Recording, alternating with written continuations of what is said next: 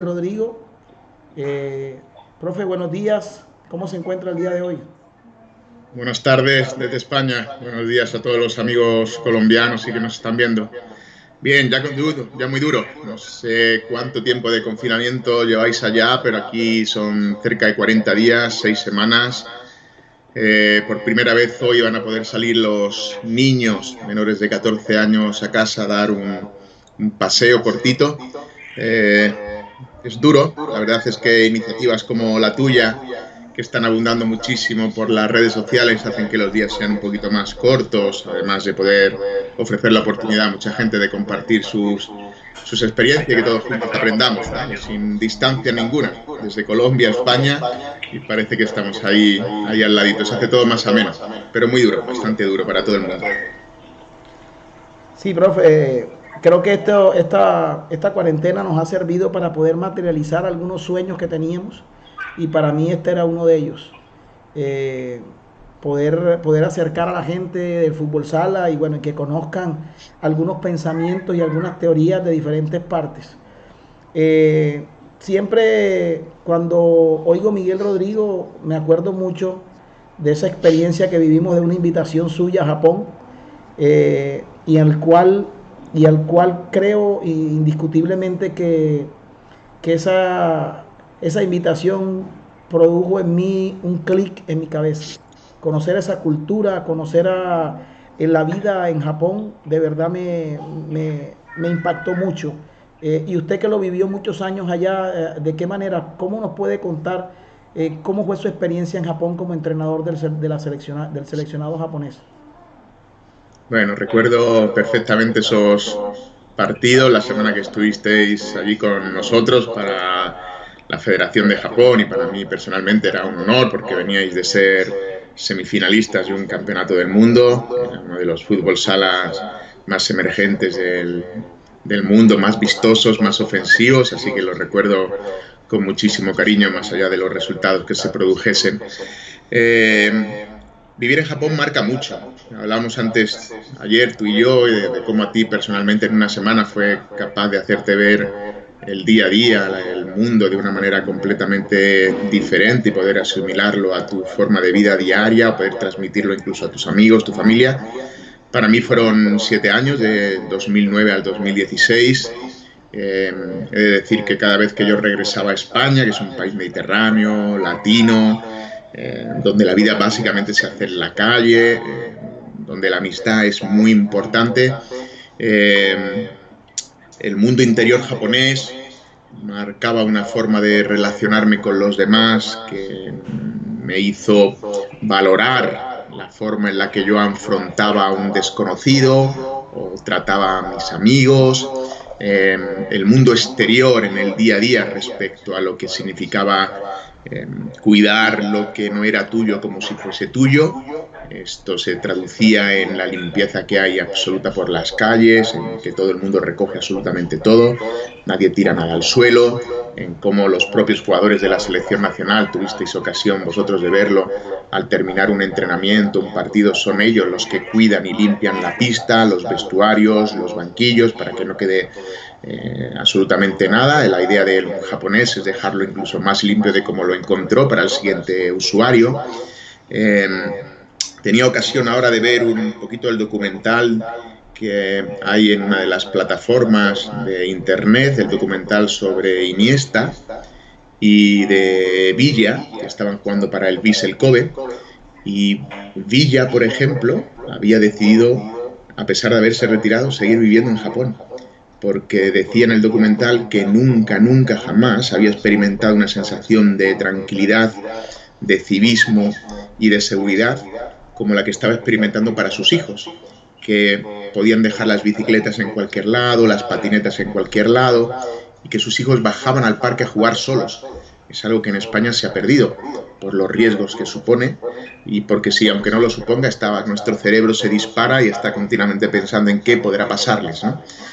Pues yo experimenté lo mismo, ¿no? Que mis hijos salían del cole, iban solos al parque, iban solo a las tiendas 24 horas a comprarse su merienda, que pues, tenían un telefonito con el que nos llamaban: papá, pues vamos a jugar al parque y nos quedamos hasta las 6. y mi mente se despreocupaba por completo. Es decir, me podía dedicar a mí mismo, a mi lectura, a mis vídeos, mi trabajo, mi esposa, o irnos a tomar un café, porque sabíamos que estaba todo tranquilo. O experiencias como perder un earphone, que son caros, era un regalo, y volver al parque y encontrármelos sobre el banco limpios, porque el guarda del parque los dejaba allí sabiendo que el usuario iba a venir a buscarlos, ¿no? Bueno, pues ese tipo de cosas en el día a día te hacen ver que otro mundo respecto al respeto por las cosas, al respeto por los demás, es posible. Es cierto que allí es una sociedad muy próspera y como tienen tanta prosperidad, seguramente la gente no tiene esa necesidad de buscarse lo más básico, que es el alimento, que es cubrir las necesidades básicas, y acuden unos a hechos que nunca jamás harían, pero es verdad que hay una educación de base con los niños, muy de base, que te permite que perduren valores de respeto. Y yo lo que también experimenté era el valor del respeto a la tercera edad, a las personas mayores. Yo recuerdo cuando era pequeñín y jugamos, una persona mayor me decía algo, se respeta, allí todavía se mantiene el respeto por los profesores, que se está perdiendo en muchas ocasiones. En fin, me cambió mi forma de ser, asimilé muchísimas cosas para mi realidad, en la que concierne a mi familia, y trato de divulgarlo siempre para que comprendamos que otras cosas son posibles. Indudablemente, profe, tiene toda la razón. Yo me acuerdo tanto de salir, abrir la puerta del hotel, que automáticamente se abría de par en par, y escuchar un silencio profundo en Tokio. No se siente un pito, no se siente absolutamente nada. De verdad, no hay un papel en el piso. Pareciera que lo que estuviésemos viendo fuese un retrato, un óleo pintado de una ciudad perfecta. También la manera de la cultura, y he tocado este tema porque la cultura definitivamente también influye mucho en el desarrollo deportivo, de cómo son ellos en su trabajo deportivo. Y eso lo asumo yo acá al colombiano. Nuestra cultura también ha formado el comportamiento del jugador para entrenar, para la cancha, para su vida diaria. Y creo que es ahí donde nosotros los entrenadores debemos empezar a cambiar los valores del jugador. Es cierto, hay muchos de ellos que a mí me ayudaron, me aceleraron y me aligeraron el trabajo para instaurar mi modelo de juego. Valores como la cultura que tienen y el amor por el trabajo, el sacrificio, la solidaridad, no discuten jamás un esfuerzo. Yo recuerdo cuando entrenaba en España y teníamos un entrenamiento duro desde el punto de vista físico, incluso físico-técnico, físico-táctico.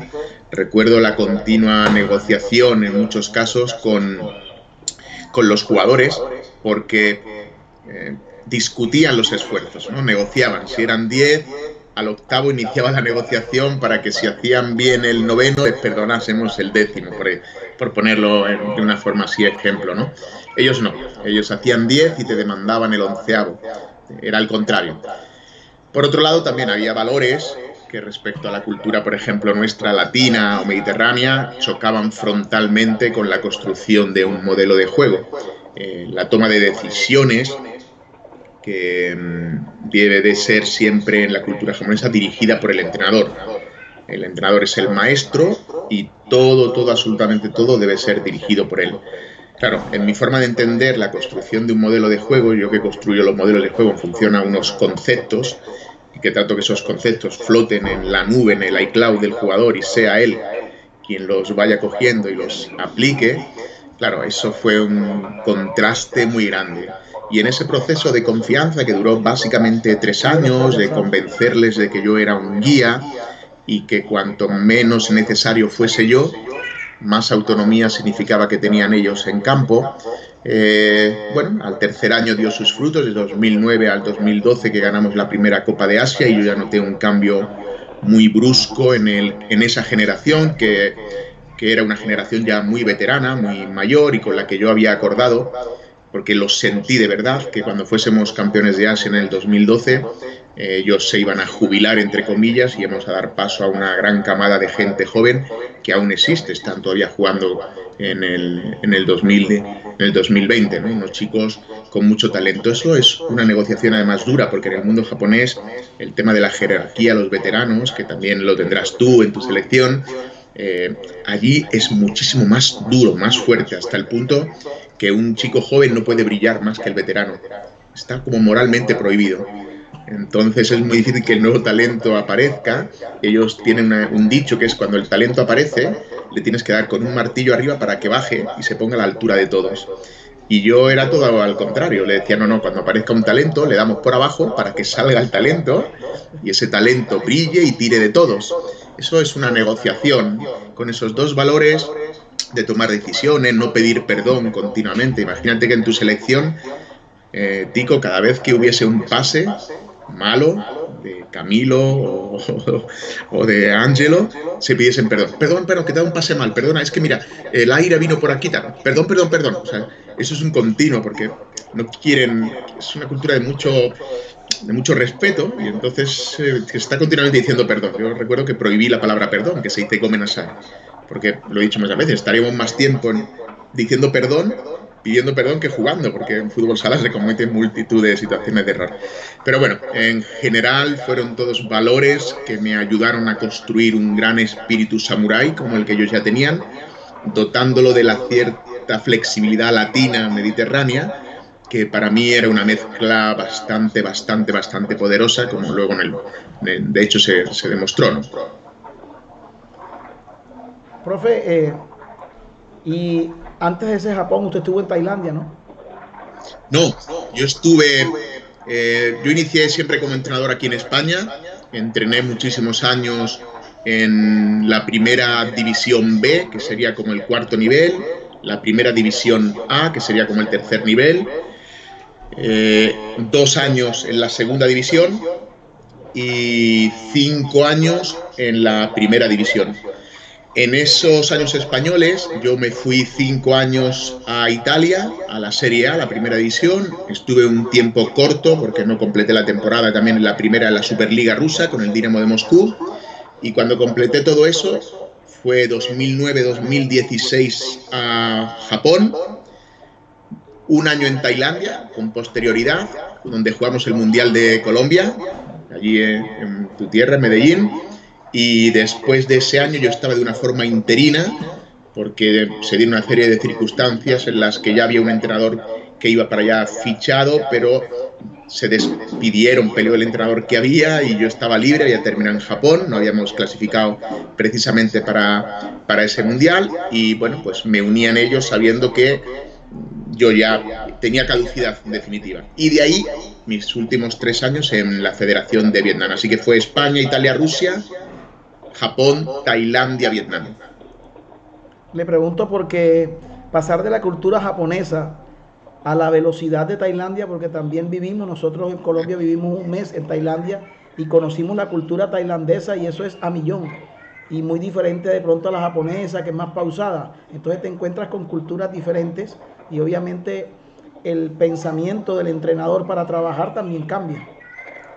Sí, cuando me consulta gente, incluso de otros deportes, cuando venían a Japón, o ahora que está por Tailandia con Vietnam, algo que se dice en todas las publicaciones, pero que no está de más repetirlo, es que tu forma de entrenar, tu forma de construir el modelo de juego, tu forma de tratar a los jugadores, tu forma de abrirte a ellos, tu forma de motivarlos, tu forma de conectar corazón con corazón, mente con mente, la forma de mirar, la forma de organizar, de programar, absolutamente todo lo que envuelve al entrenamiento está marcado por la cultura.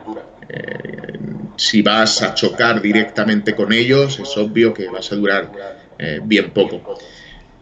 Tailandia es el blanco, Japón es el negro, Tailandia es el blanco. Es completamente, diametralmente opuesto. No hay nada, absolutamente nada que se asemeje, más que estás tratando al final con seres humanos que tienen sus miedos, tienen sus emociones, tienen sus motivaciones.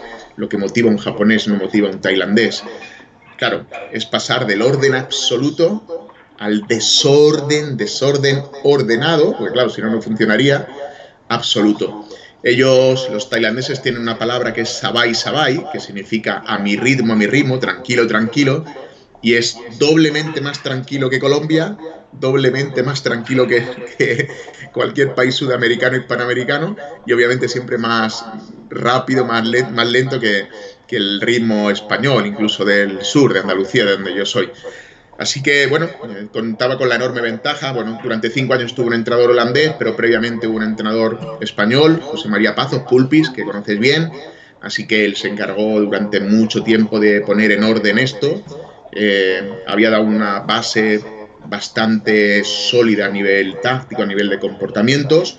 Yo me adapté rápido, es decir, que si alguna cualidad presumo de tener es la capacidad adaptativa.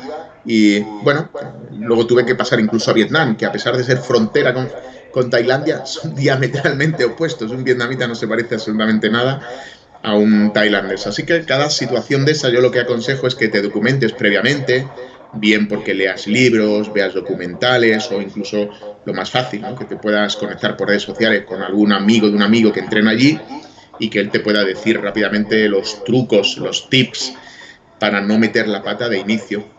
Y condicionan cosas tan simples como también la forma de jugar, el sistema de juego que vas a elegir, el modelo de juego, la idea que tú tienes que confrontarla con sus aspectos culturales para no darte un tortazo fuerte, ¿no? Pero sí, es verdad que es como poner a un camaleón, ¿no? No sé si es el símil, ¿no? Que cambia de color, lo pones en el verde y luego a mala uva muy rápido lo colocas en un rojo y luego te lo llevas a un color pálido y tiene que estar el pobre cambiando rápido, ¿no? Se tiene que adaptar y así es como yo me sentí, pero afortunadamente siempre me fue bien. Lo cual quiere decir no que sea mejor o peor entrenador, sino que la capacidad de adaptación fue muy buena. Profe, y ahora sé que está trabajando con la Federación Andaluza de Fútbol, anda construyendo un modelo de entrenamiento tanto para fútbol como para fútbol sala.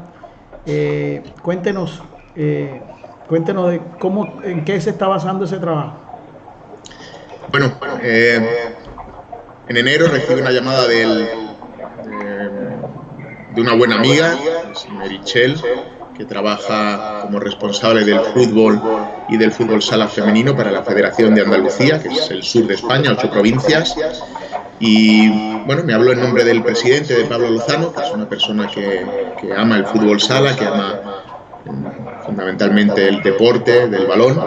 Y bueno, me ofrecieron incorporarme a la familia andaluza de la federación para tratar de algo que ya estaba ordenado y bien trabajado, porque estas personas de las que te estoy hablando habían trabajado fuertemente en el área de entrenadores, en el área de las selecciones, habían sido campeones de España en diversas categorías, en masculino y en femenino, que era algo que no ocurría. Y bueno, pues me incorporé con ellos. La idea fundamental, Tico, es crear un modelo de juego andaluz, más que de juego, un modelo de futsal andaluz, donde todos tengamos unas mismas líneas metodológicas, donde no todos juguemos de la misma manera, porque eso es imposible y sería estúpido intentar instaurarlo por mi parte, pero que los conceptos de juego sean básicamente los mismos. Para eso pues estoy construyendo una biblioteca multimedia, si se puede llamar de alguna manera, donde estoy tratando de recoger todo el fútbol sala que yo tengo en mi cabeza, plasmarlo en PowerPoint vivos, en vídeos, etcétera, para que todos los entrenadores andaluces puedan tener esta biblioteca, puedan acudir sin necesidad de hacer cursos, que también son necesarios, pero de alguna manera que yo sea el curso que les pueda ofrecer una base común de conocimiento. Y hay otro proyecto en paralelo, que es el proyecto de crear un banco de tareas. No sé si serán 100, 150, 135, no lo sé, pero un banco de tareas andaluzas, de forma que este banco de tareas, bien clasificados, sea la fuente de la que todos los entrenadores andaluces podamos beber.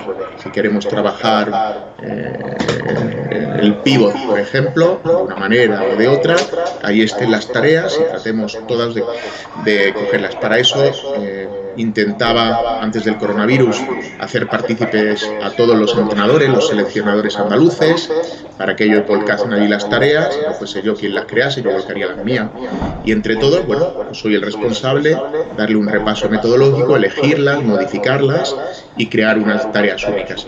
Eso unido a la formación, a que visito todos los entrenamientos de todos los chicos, desde los chiquitines, chiquitines y chiquitinas, hasta los mayores, visito todos los entrenamientos, voy a los campeonatos de Andalucía, voy a los campeonatos de España.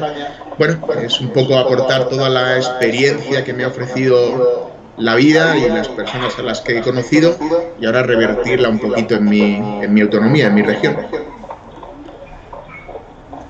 Bueno, profe, yo por lo menos en estos tiempos que estamos viviendo con el grupo de entrenadores de mi zona, de mi región, hemos creado grupo y estamos reuniéndonos y estamos realizando charlas, y precisamente sobre eso que usted acaba de decir es mi preocupación o mi pensamiento, es cómo nosotros vamos a empezar a formar al futuro jugador de fútbol sala o al niño que acaba de llegar a los procesos. Y me encuentro con diferentes pensamientos. Ayer teníamos una controversia y bueno, ayer fue un día que desde las 9 de la mañana que empecé a hablar de fútbol sala en todas estas videollamadas y conferencias y terminé como a las 8 de la noche, una tras de otra. Pero bueno, eso me llena a mí más de información porque empiezo a conocer a los entrenadores. Y me decía, no, yo les preguntaba en el grupo, ¿ustedes consideran que a qué edad debe empezar el niño a trabajar con la pelota y los conceptos básicos? Y empezaron las discusiones, no a los 8, no a los 10, no a los 12. Bueno, yo tengo mi concepto y tengo mi pensamiento, pero yo quiero convencerlos de cuál es la mejor manera. Entonces, para eso quise traerlo a usted. ¿Dónde empezamos y de qué manera empezamos a construir nosotros y a formar ese jugador de fútbol sala? Bien, lo primero que hay que, siempre voy a hablar desde mi punto de vista, desde mi propia experiencia, desde lo que a mí me ha funcionado o he visto que a otros ha funcionado, yo lo he incorporado para mí. En estas cosas al final la verdad absoluta no existe, porque el fútbol o el fútbol sala es tan sumamente variado y atiende a tantas situaciones que no se pueden controlar, que muchas sí, que es muy difícil decir esto es así o esto debe ser de otra manera. Lo que sí está claro es que hay unos estándares, hay cosas que están globalmente aceptadas en los países más desarrollados. Bien, el primer consejo que yo me doy a mí mismo y que doy a los chicos con los que trato de trabajar es, cuando vas a entrenar, es comprender primero las necesidades del que tiene enfrente. La edad del crío, del niño, de la niña es fundamental. Nosotros debemos estar, quien diseñe ese plan debe estar tremendamente formado en comprender cuáles son las necesidades, los aspectos fisiológicos, cognitivos de la edad a la que se está dirigiendo. Claro, no es lo mismo tratar con un niño de 8, 9, 10 años que con un crío ya de 12, 13, 14. Lo que vale para uno no vale para otro. El concepto fuerza es diferente, el concepto resistencia es diferente si hablamos de las capacidades físicas básicas, utilizando una palabra que todos podamos comprender. Su mundo emocional, su mundo perceptivo, el mundo cognitivo de ese niño, cómo entiende el mundo, cómo entiende la relación con el balón, cómo entiende su relación con el espacio, con los compañeros, con los oponentes, es completamente opuesto. Entonces, el primer consejo que doy es: quien vaya a diseñar, quien vaya a ser la locomotora de este proyecto colombiano debe realmente conocer edad por edad, año a año o por grupo de edad, niños y niñas que son diferentes, qué necesidades tienen.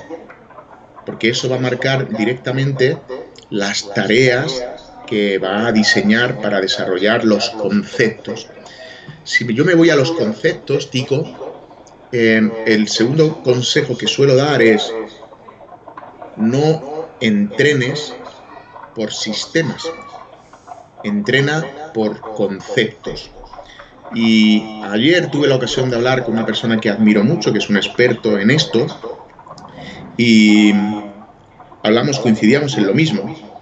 Yo me puedo reunir con todos los colegas como tú has hecho, y yo lo que le pediría no es que discutamos sobre qué conceptos o qué sistemas de juego, cuándo iniciar esto, los medios técnico-tácticos, las paralelas, diagonales, las pantallas, las pisadas, la entrada de primera, la entrada de segunda, los bloqueos. No, yo primero hablaría con ellos y le diría, vamos a volcar todos esta comisión de expertos, porque claro, todos no podrán opinar, se podrá uno por federación, por región, como corresponda. Vamos a volcar los conceptos que para ti, los conceptos de juego, los principios del juego, por ejemplo, para que nos comprenda la gente, un concepto, un principio global del juego es la anchura, trabajar en anchura o trabajar en profundidad. O un concepto importante del juego del fútbol sala, como concepto principio, es tener movilidad sin balón. La movilidad sin balón, pues luego va con los desmarques, con las fintas, y hay otro nivel que son los medios técnico-tácticos que lo desarrollan.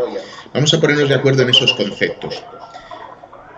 Tico podría decir, para mí es un concepto que cuando un jugador está presionado cerca del área, tire la pelota. Y el responsable te dirá, no, eso no es un concepto y un principio admisible en lo que estamos construyendo en Colombia. Un concepto será, no, tienes que aprender a proteger el balón, tienes que aprender a los niños que no tienen valor a dar un apoyo a través de estas cosas. Entonces se seleccionan los conceptos fundamentales de ataque y de defensa, y sobre los conceptos todos los niños desde pequeñitos van a poder adaptar su enseñanza. ¿Qué ocurre? Que habrá unos conceptos que serán más aplicables de una manera en una edad y otros en otra edad. Lo que parece, y con la propia experiencia y con este profesor que ayer discutíamos, entre los 13, 14, 15, 16, 17, básicamente los conceptos que están manejando por nivel de comprensión del juego esos niños son muy similares. Lo que cambia claramente es el oponente que tiene enfrente, que ya tiene más picardía, más malicia, más velocidad, más fuerza. Luego al final eso te estimula edad a edad a aplicar esos conceptos con un poquito más de velocidad y tú también con malicia, pero básicamente son los mismos. Por ejemplo, un concepto que es la anchura, la amplitud, no juntarse, que es lo que suelen hacer los niños pequeñitos como las abejas, ¿no? en el este, bueno, pues es un concepto que se puede trabajar desde pequeñito y que se sigue trabajando en tu selección y en la mía. Abrir el campo, hacerlo grande. La profundidad, pues a lo mejor como no tienen pase largo, la profundidad para unos niños de 7, 8, 9 años es un concepto que no se podría manejar, es otro concepto de profundidad. A lo mejor la profundidad para ellos son 5, 6, 7 metritos, ¿no? Bueno, pues eso condiciona las tareas que tú vas a diseñar. De forma que yo siempre animo a eso, a que primero os lleguéis a acuerdos de cuáles son los conceptos fundamentales del ataque, los conceptos fundamentales de la defensa. Yo he construido los míos en Andalucía, lo he compartido con mis compañeros y a alguno se le ha ocurrido alguno más, oye, este concepto, vale, no, esto no es un concepto, esto es tu estilo, esto es lo que te define a ti y a mí, no es un concepto general que pueda ser aplicado en Colombia, que sea del tronco del fútbol sala. Son conceptos que todos los entrenadores pronunciamos en todos los entrenamientos en cualquier edad. El tercer concepto, para el tercer consejo es cuándo iniciar a comportarte con un feedback más o menos de adulto. Yo calculo que a los 12 añitos ya puedes empezar a dirigirte de una manera diferente al de las 7, 8, 9, 10, 11, pensando que hay niños ya con 12 que son muy maduros y otros con 12 años siguen siendo niños, así que es muy difícil generalizar. Entonces, si tú me dices, ¿cuándo puedo empezar? Con conceptos, yo te diría, desde pequeñito, perder la pelota, volver todos para atrás. Yo no voy a decir replegar a un niño de 6 años, 7 años, pero decir, hay que correr todos detrás de la pelota. Le digo, si yo le digo detrás de la línea de balón, él comprende una línea de balón, pero el primer día que le diga, mira, este balón tiene, con una tiza le marco una línea para la derecha, otra línea para la izquierda, esto es la línea, pues hay que correr todos detrás de la pelota. No le voy a decir dónde, si es un repliegue intensivo, extensivo, al hombre, todos detrás de la pelota, lo más cerca posible de la portería, y es el concepto repliegue. pero lo adaptas a la edad. Es decir, todos los conceptos se pueden trabajar. Lo que no se puede trabajar, que a lo mejor estaríais en la discusión ayer, es los sistemas, porque es comprender el entrenamiento desde el punto de vista de los sistemas de juego. Y entonces, para mí, un sistema tico es solamente una posición. Y una vez que me coloco en posición, todo el desarrollo, hasta llegar a la otra portería y marcar gol, o no, todo ese desarrollo para mí es por conceptos. No es por rayas, ni por flechas, ni por movimientos, ni por rotaciones, etc. Entonces, claro, si lo entiendes por sistemas, es verdad que no os pondréis nunca de acuerdo, porque tú dirás, no, pues los niños 2-2, el 3-1, las paralelas ¿cuándo? Las diagonales ¿cuándo? Un niño de 6, 7, 8, 9, 10 años viene fundamentalmente a divertirse aprendiendo. Y debe de aprender lo básico, que es la relación mía con el balón.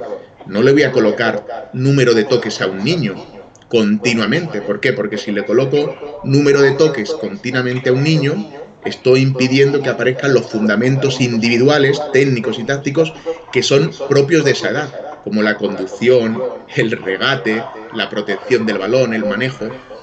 El otro día había un entrenador, ¿no? Mis niños de 7 años juegan a 2 toques de maravilla. Y digo, joder, no juegan ni los míos de Japón, ni los tuyos de Colombia, juegan a 2 toques de maravilla. Un niño de 2 años es imposible, o sea, estás haciendo algo que va contra natura. Entonces, hay una serie de líneas que cuando tú comprendes la enseñanza por conceptos, comprendes que se puede iniciar el fútbol sala con conceptos muy básicos en cualquier edad.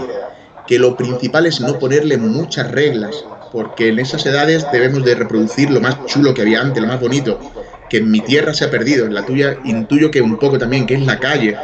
El juego sin reglas que el colombiano, el brasileño, el argentino, el sudamericano, el hispanoamericano todavía conserva, porque por la forma de vida, por la realidad socioeconómica.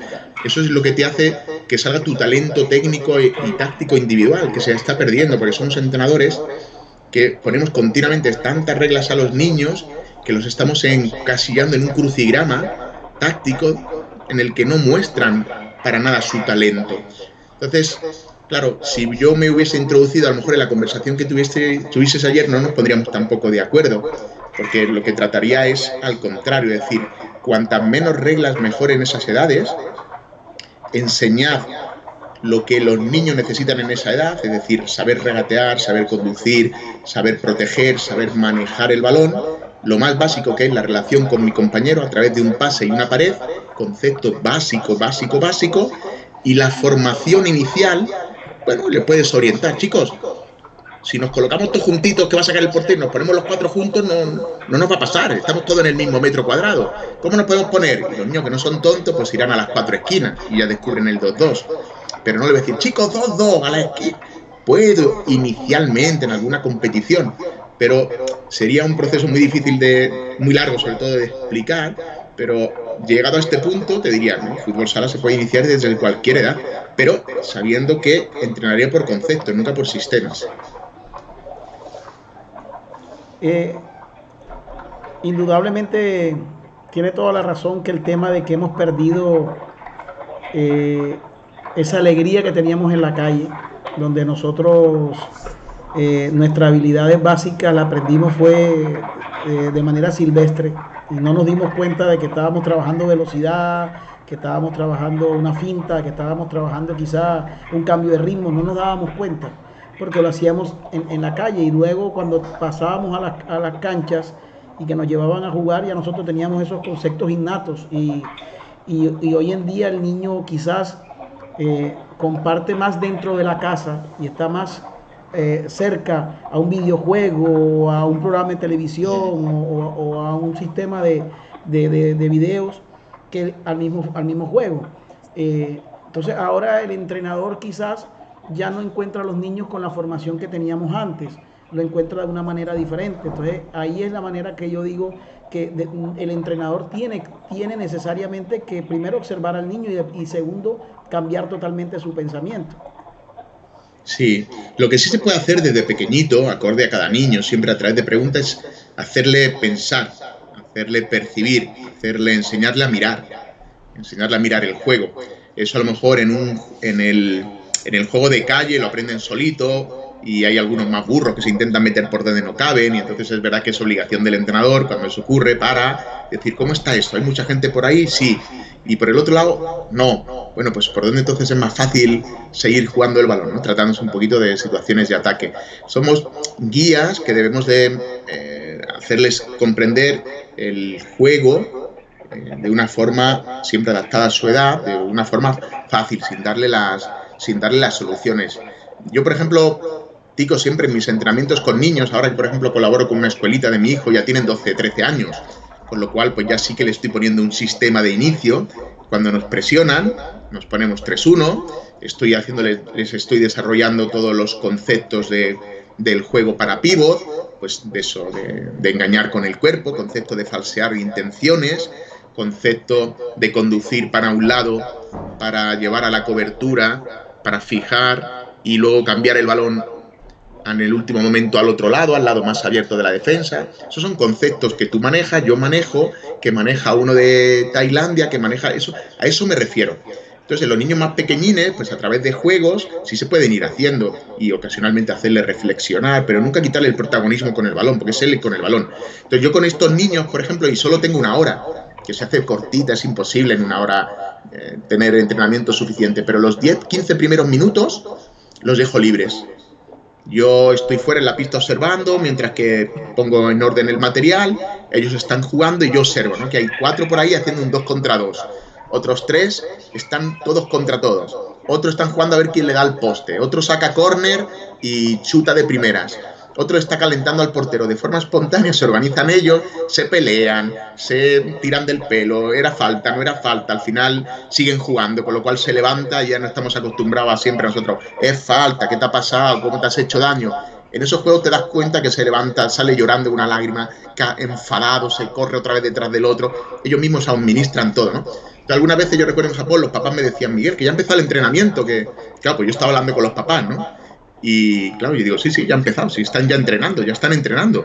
Pero claro, los padres me miran como diciendo, ¿cómo que están entrenando? Estamos acostumbrados a que si parece que si no está el entrenador dando reglas, no estén entrenando. Entonces yo siempre les dejo esos 10, 12, 13 minutitos, cuando ya me acerco al centro, ya ellos vienen, están cansadísimos, porque esos 12, 13 minutos son de muerte, pues no tienen líneas de fuera, ¿no? Están por todos los lados. En fin, yo les dejo aún así a los mayores eso. Trato inicial también igualmente de trabajar un concepto de forma repetida. Por ejemplo, antes del coronavirus estábamos con el concepto de ataque básico, que es atacar el balón, no esperarlo, ¿no? El control en movimiento. Y yo les explicaba no solo esa situación en concreta, sino la globalidad. ¿Para qué sirve este gesto? En la globalidad de ese gesto, pues servirá para cuando te viene un defensor muy de golpe, muy rápido a robar, pues tú atacas la pelota y escapas del defensor. Si la recibes parado, te va a presionar. Pues lo mismo para atacar la pelota y poder jugar, tienes espacio, ya puedes jugar con el pívot que lo tienes liberado, o puedes jugar al otro lado, o puedes hacer un 1 contra 1. Es decir, trato siempre de darle la globalidad, ¿no? Para que el chico perciba lo que hace y para qué lo hace. Estamos con ese tipo de conceptos. Y luego la parte final, y volvemos otra vez a lo mismo, jugamos. Y trato de ponerle a lo mejor una regla que cambia un poquito el juego, no es un juego real, pero hace que se produzca una cosa que yo quiero, que ocurra con ellos, ¿no? Entonces les pongo una reglita que condiciona, y es un poco la estructura de todos los entrenamientos, pensando que yo, claro, tengo solo una horita, ¿no? Entonces siempre dejo juego libre, algún jueguecito a lo mejor que tiene algún componente técnico-táctico, pero no, y luego el concepto que vayamos a trabajar.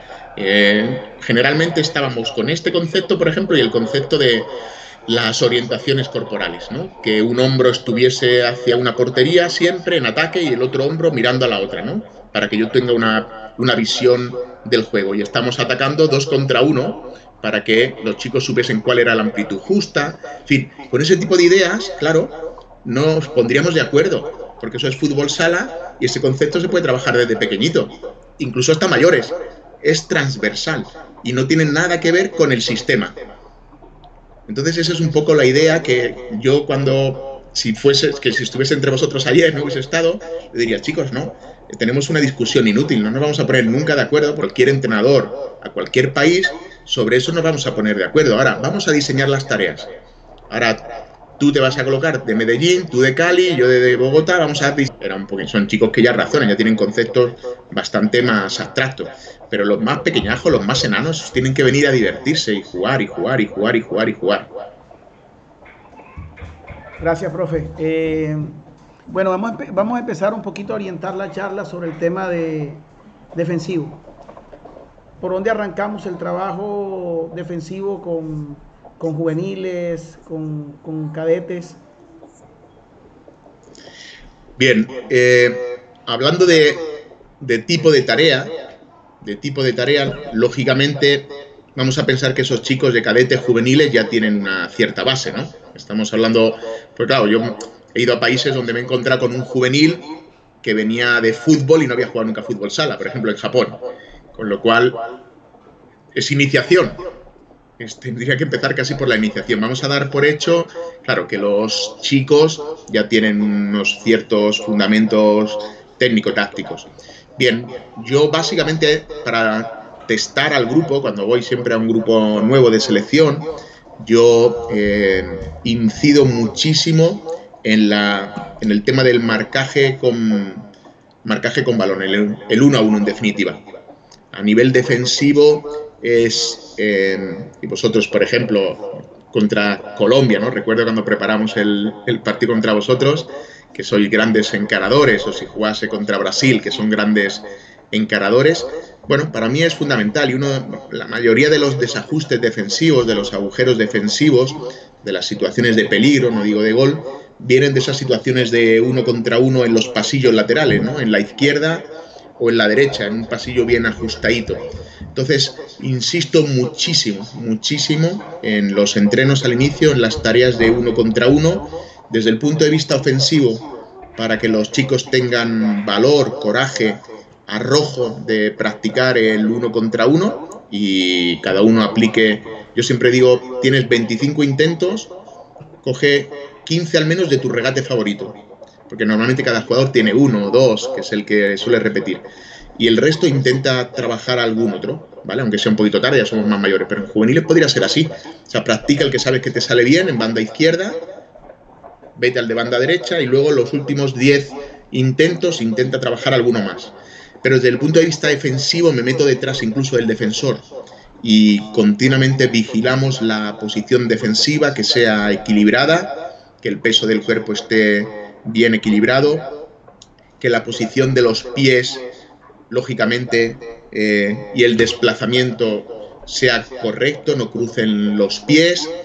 Tercero, la lectura de la pierna fuerte, la pierna dominante y la banda en la que está. Como norma general, lógicamente, mi posición va a intentar defensiva, va a tratar de llevar al atacante hacia banda, nunca que salga hacia el centro, porque es el lugar más peligroso y cercano a portería. Así que en ese tipo de situaciones yo empiezo siempre por ahí. Y la única forma de trabajar la defensa, Tico, es que los jugadores vean que tú le das importancia a la defensa, que tú gritas con la defensa, que tú estás detrás del defensor y estás empujando y gritando continuamente, no te regateas, así estuviésemos tú y yo haciendo ese duelo en esos pasillos y estuviese otro yo detrás, yo estaría detrás de Miguel, yo Miguel defensor, Miguel defiende los pies, vamos fuerte. Les trabajo también las situaciones del acoso, es decir, la finta de robar. Para mí es muy importante en esas edades no mantenerse pasivo, sino que con el cuerpo hacer como que te desequilibras, una finta de robo de balón o con el pie para que el defensor no esté tranquilo. Luego hay un aspecto que muchos valoran de una manera y otros de otra, si hay que mirar a la cara o hay que mirar al balón. Eso es más complicado. Yo prefiero mirar a pierna, cintura y balón, porque generalmente con cabeza, mirando solo a ojos es realmente muy complicado si consigues tener una visión de todo, pero bueno, preferentemente la parte baja del cuerpo y luego la otra, aunque se le puede desafiar ocasionalmente con la mirada, ¿no? Y bueno, una vez que transcurre esto, paso lógicamente a las situaciones de 2, donde ya hay situaciones de ataque. Suelo jugar con el espacio y suelo jugar con situaciones reales. Es decir, Si mi equipo es un equipo que presiona, este 2 contra 2 lo hago delante del área, en una pequeña franja de 5 o 6 metros, saca el portero, hay 2 al borde del área que tratan de salir de presión, superando esa línea de atrás, no hay finalización, y hay 2 defensores que tratan que los 2 atacantes no superen esa línea de 5 o 6 metros por detrás. Y ahí, lógicamente, aparecen aspectos ya de la técnica defensiva colectiva, como son las coberturas, la situación de vigilancia, el ala contraria, el lado contrario, pero básicamente estamos en las mismas, ¿no? La posición defensiva en el mano a mano, aparece el concepto de presionar balón muy fuerte, y ahí no ir como un toro pasado loco, ni quedarte fintando con el cuerpo a 1 metro, pero no ir a presionar, porque al final se trata de... el concepto que yo manejo se trata de yo te presiono a ti, Tico, pero no para robarte el balón. Yo te presiono a ti para que tú te precipites o cometas un error o des un mal pase o un pase lento, y mi compañero, que está trabajando en cobertura, con las líneas de pase más bajas o más altas, sea el que robe. Eso es un concepto, por ejemplo, que en juveniles, que son impetuosos, cargados de hormonas, o en lugares donde no se ha trabajado desde pequeñito, es difícil de introducir al inicio. Uno piensa que yo presiono para robar yo el balón, así que meto el pie, me equivoco y provoco faltas, y en nuestro deporte las faltas se pagan. Así que es un aspecto que sí que valoro muchísimo. Trato de hacerle ver, tú tienes que robar, presionar, achicar, acortar la distancia. Uno, que no te supere bajo ningún concepto, y ahí, cuando estamos en pretemporada, solemos poner algún pequeño castiguito físico, a veces sí, a veces no, de forma que el que sea superado pague de alguna manera con un trabajo físico, y así creamos una cierta competición, ¿no? Y luego que comprenda, yo robo, yo presiono para que mi compañero robe. Así que esa situación la suelo plantear para una salida de presión, o la suelo plantear también en una situación de transición, Tico, es decir, una transición 2 contra 2, un contraataque, lo que lo podamos comprender, 2 contra 2, en espacio también pequeñito, y como suele ocurrir en mis partidos. O sea, no elijo un espacio al azar. Bueno, vamos a hacer 2 contra 2 aquí. Claro, con juveniles, que a lo mejor no hay vídeo, no hay scouting, bueno, pues el consejo que daría es que trabajásemos esa transición, pues, a veces a todo el campo, otras veces desde mitad de campo, otras veces desde 3/4 de pista, que la trabajemos en un pasillo a la derecha, que la trabajemos en un pasillo por el centro, que la trabajemos en un pasillo por la izquierda, o incluso a lo ancho del campo, ¿por qué no? Que también ocurre en un partido. Y a lo mejor hago otro 2 contra 2, que es en los últimos 2 metros.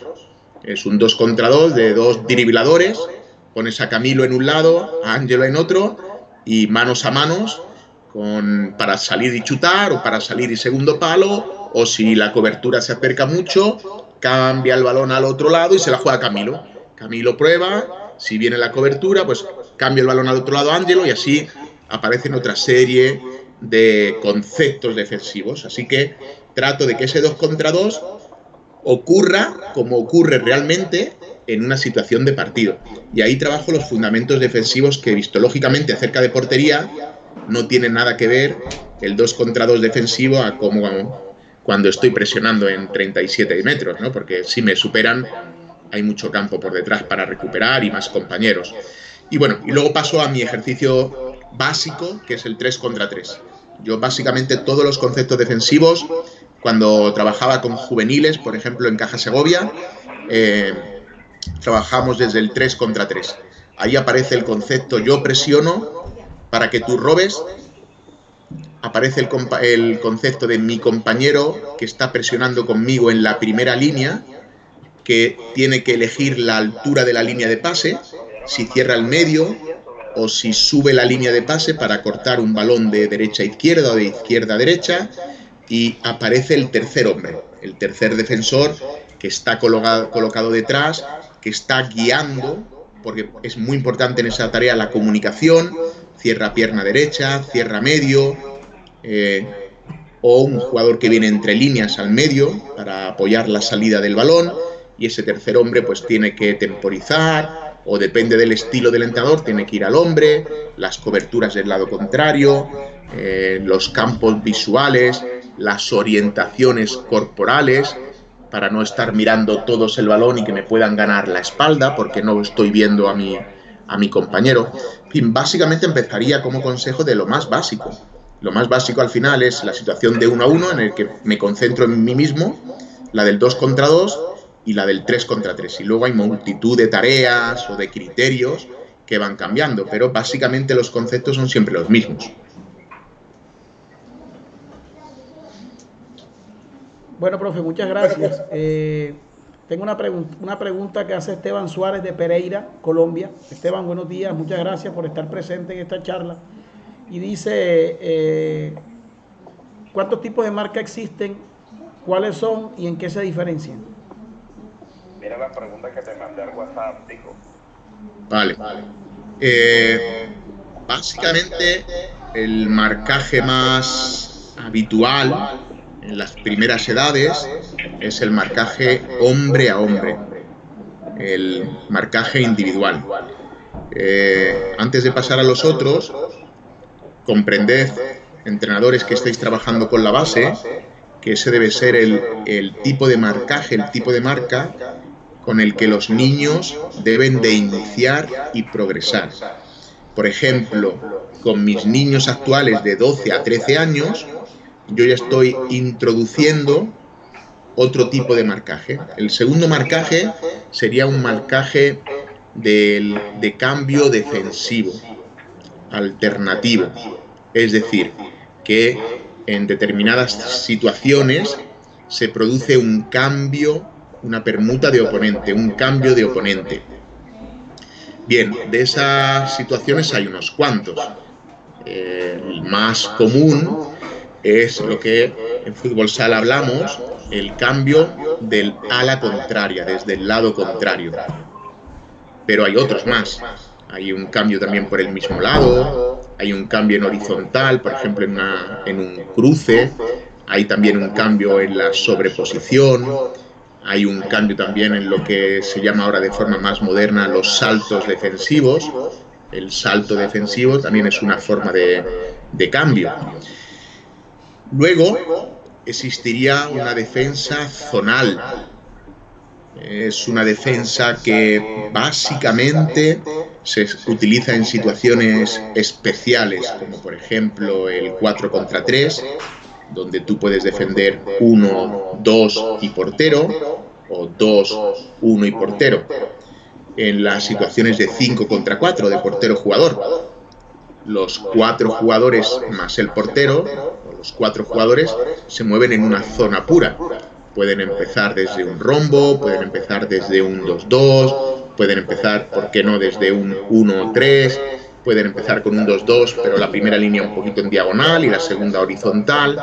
Se mueve en bloque y es una zona. Cada jugador tiene básicamente una zona y hay unos pequeños movimientos dentro de la zona.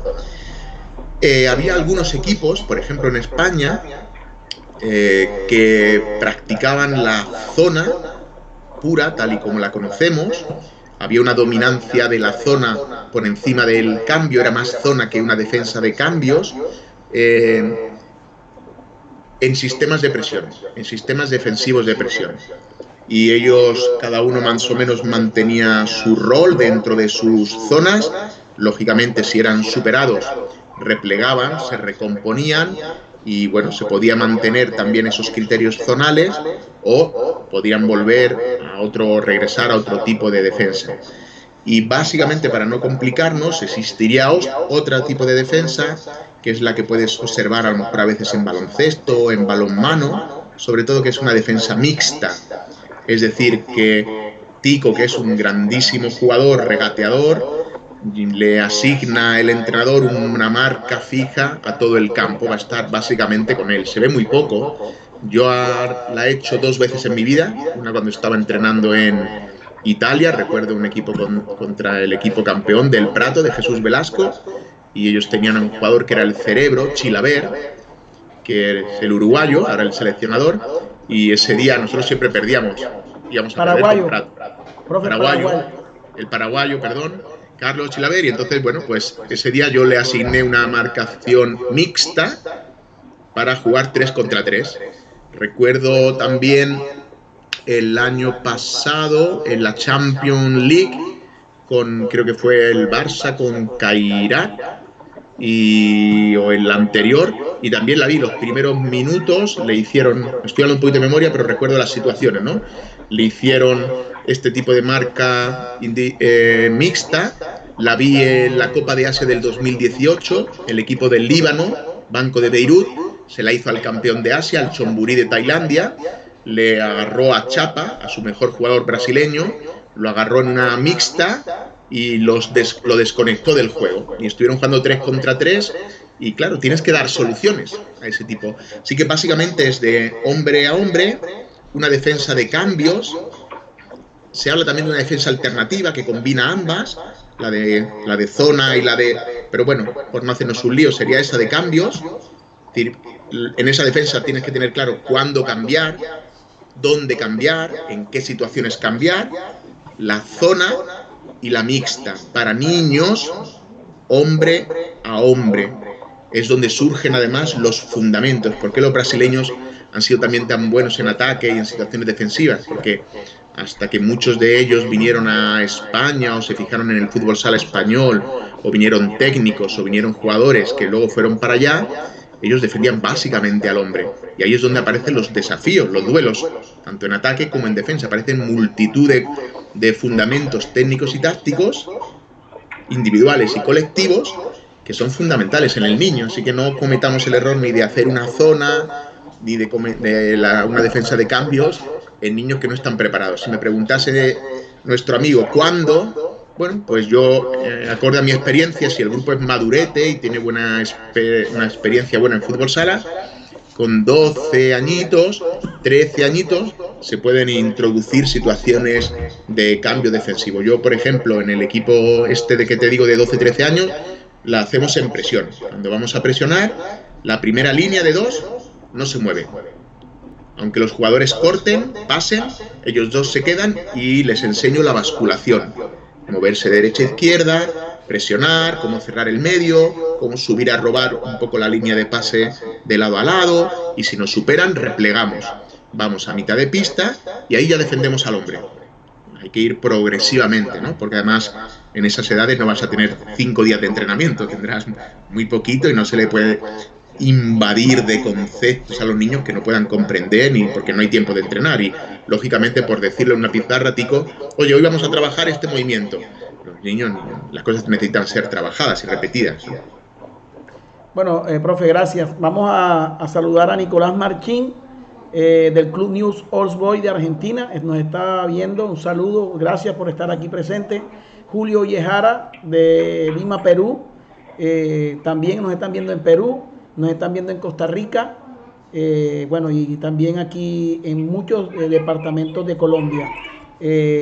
Profe, ahorita hablamos de la marca de 5 contra 4, y bueno, se utiliza mucho la marca del 1-2-1 y portero, ¿cierto? Sí. En esta evolución del juego, empezamos a ver unas marcas de 5 contra 4 de un cuadrado, ¿cierto? De un cuadrado. Explíquenos más o menos cuáles son los comportamientos y cuál es la lógica de quitar a este jugador del centro y marcar sobre 2 líneas. Sí. Bueno, vamos a ver, el primer consejo que yo daría es, en otros deportes ocurre de una manera muy normal con los deportistas y no es motivo ni de rebelión en el vestuario, ni de protestas, etcétera. Ocurre que se tienen varias alternativas, varios sistemas como posición, digo sistemas como posición defensivo, hasta el punto que tú ves en baloncesto que cuando está subiendo el playmaker, el base, si pone el puño es vamos a atacar de una manera, vamos a atacar de otra. Pero es que incluso el líder de la defensa o el entrenador, como está subiendo el playmaker con el balón botando, llama a una defensa individual, llama una defensa de ajuste, llama una defensa, es decir, tiene una flexibilidad para cambiar que seguramente muchas veces en el deporte del balón, del fútbol y del fútbol sala, nos cuesta muchas veces tener alternativas. Entonces, yo recuerdo algunas veces cuando he ido a trabajar, bueno, vamos a defender este partido 2-2. Y claro, los jugadores me miraban como diciendo, pero si nosotros siempre defendemos 1-2-1. Bueno, es que vamos a intentar sorprender al rival, no van a esperar, o, por ejemplo, no tienen el equipo rojo que tú tienes ahí ahora con las fichas, el jugador número 4, 1 y 2, no tiene mucho disparo exterior y además no son buenos manejadores de balón. Así que yo voy a defender 2-2 para que esa línea con el 5 y con el 3, a una señal, suban rápidamente a presionar el 5 y el 3 y puedan entre dos robar a 3, marcar a 3. Sería muy parecido a como una línea de presión. El equipo rojo ahora mismo imagina que en ese mismo posicionamiento están saliendo de la presión, salen 3-1. Y yo mando al 5 y al 3, a mi primera línea azul, a presionar. Pues el concepto sería más o menos igual. Cuando el balón ahora lo tiene 2, que es el rojo, 3 le iría a presionar y 5 sube para cerrar la línea, eso es. Y sube a cerrar ahí la línea e intentan apretarle. Bueno, básicamente se trata de eso. Cuando tú haces esa línea de 2, es que posiblemente estés buscando ser más agresivo, no ser una defensa de power play, de portero jugador de pasiva, que solamente mira y se desplaza, sino que trataría de provocar el error. Entonces, yo, por ejemplo, personalmente, más allá de otros usos, cuando utilizo la 2-2, es porque en un pase, o incluso cuando, siempre tico, cuando uno iba a iniciar el portero jugador, hay como 2 o 3 pases que son tontos, que son como, estamos pasando para colocarnos. Estamos pasando pero todavía no atacamos, ¿no? Estamos como ahí. Y eso lo hablamos muchos entrenadores. En ese momento que está uno todavía no está al 100% de la atención, sino que está llegando y posicionándose, es el momento en el que tú, por ejemplo, como se produce un pase del medio, del 1 al 2, el 3 y el 5 suben de golpe. A los 2 profundos, a los 2 pivos, seguramente los pilla todavía ni mirando la pelota. Y es una forma de cazarte, ¿no?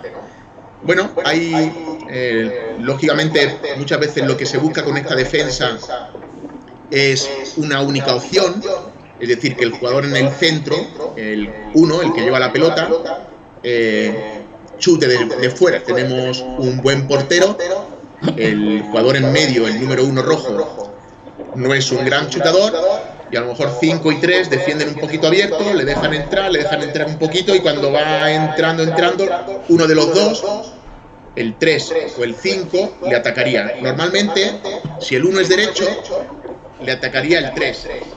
Le ataca el defensor de la pierna dominante, porque va a llegar antes a la pierna dominante que a la pierna no dominante. Y porque además, con la pierna no dominante, digamos, si la ataca el del otro lado, yo puedo proteger por aquí y golpeo con la más externa, ¿no? Tengo más protección de balón. Bueno, pues es otra opción. Yo, por ejemplo, recuerdo en Segovia, y me costaba mucho con los jugadores, ¿eh? Me decían, Miguel, esto tiene riesgo, porque yo lo que hacía era una única opción de portero jugador. O dejaba el medio un poco abierto, para que cuando entrase el medio conduciendo, le atacase y tuviese que chutar, se acababa el portero jugador. Era un tiro. O tú que tienes ahí las fichas, las podrías mover, Tico. El 1 pasa al 2, ya tiene eso, pasa al 2, el 3 cierra el pase al centro, no a la banda, un poquito al centro, eso es, y deja entrar a 2. Lo mete en la trampa, lo deja entrar un poquito y ahí ya. Lo que hace desde ahí ya tiene, claro, ya solo va a tener una opción, es o chutar él o jugar el balón a la esquina. Claro, se cerraba todo. Entonces, digamos que la opción del portero jugador al final era única. Yo invitaba a un tiro desde ahí, desde lejos, claro, 3 le dejaba un poco abierto, y cuando estaba entrando, lógicamente iba a muerte. Yo ahí ponía esos 2 jugadores azules, el 3 y el 5, eran muy rápidos defensivamente en el desplazamiento lateral. Pues al final era básicamente un duelo del 2 que chutaba contra el portero. Y además era un chut con el 3 que venía con una locomotora a chocarle. Y como mucho, si conseguía entrar un poquito cerca, 2 cerraba el tiro y dejamos el pase en la esquina. Y ahí en la esquina volvíamos de nuevo, el 2 volvía de nuevo a presionar. Eso, y dejó el poquito y ahí. Entonces era una forma de diciendo, yo me vas a jugar portero-jugador, pero te voy a dejar solo una opción, que es tiro contra mi portero y tiro de lejos. No quería que me moviesen, que me dominasen el medio, etc. Yo personalmente lo haría así, a lo mejor otro entrenador le encuentra otro tipo de utilidades, pero yo muchas veces valoraba eso, es decir, no me van a mover, no me van a dominar el medio. Claro, luego el equipo, lógicamente rojo, se adapta y empieza a buscar soluciones, pero los 2-3 primeros ataques, al final lo aturde. Y si en esos 2-3-4 primeros ataques le rabo a balón y le hace gol, el portero jugador es una cuestión de confianza. Si en el primer balón, en el segundo, hace gol o creas peligro, sigues atacando con peligro. Como en la primera y la segunda te cojan el balón y te hagan gol, está fastidiado, se derrumba todo como un castillo de cartas, se derrumba toda la confianza en el portero jugador. Yo lo hacía por esto, básicamente por esto. Profe, y comparto mucho su apreciación y vuelvo y retrocedo un poquito. Si nosotros no tenemos al jugador formado con los conceptos básicos defensivos y se mete en esta locura, termina el equipo rival haciéndole mucho daño, porque tiene que estar el jugador preparado en todos sus conceptos, perfilar, saber dar el salto, el pase, cobertura, en la línea de pase. Y me sucede a mí porque de pronto yo en temas de selección tengo 7 días de preparar un equipo y resulta que en Colombia de pronto diré 1 o 2 pueden hacer este trabajo y el jugador que viene a la selección no lo conoce y nosotros en 4 o 5 días va a ser muy difícil. Entonces decidí coger el tablero, borrar y bueno, vamos a marcar 1-2-1 como todo el mundo marca. Entonces la idea mía es tratar de que la gente conozca otro concepto, tenga otra variante y bueno, yo le aporto un poquito y disculpe el tema de que a veces con el 2-2 impedimos que el rival tenga mucha posesión de pelota y nosotros somos los que decidimos cuándo robarla, porque obviamente vamos a estudiar al rival, vamos a saber qué jugador de pronto podemos apretar o a qué jugador podemos marcar el 1 contra 1 y le agradezco por este concepto, porque así nosotros de pronto ampliamos un poquito el conocimiento que nosotros tenemos en el fútbol sala nacional. Y esa es la idea, ¿no? Traer y que usted tenga esos conceptos y nos los pueda aportar a nosotros acá en estas charlas. Me permite un segundo, voy a colocar unos saludos. José Muñoz Mata le manda muchos saludos desde Sevilla, España. Ver Futsal, amor por el fútbol sala muchas gracias. Manuel Martínez nos está saludando de Lucena, Córdoba. Ale Fuentes, enhorabuena por estas iniciativas. Compartir es crecer. Esa es la idea, Alex. Gracias. Manolo Ramírez, buenos días, profesor Bruno.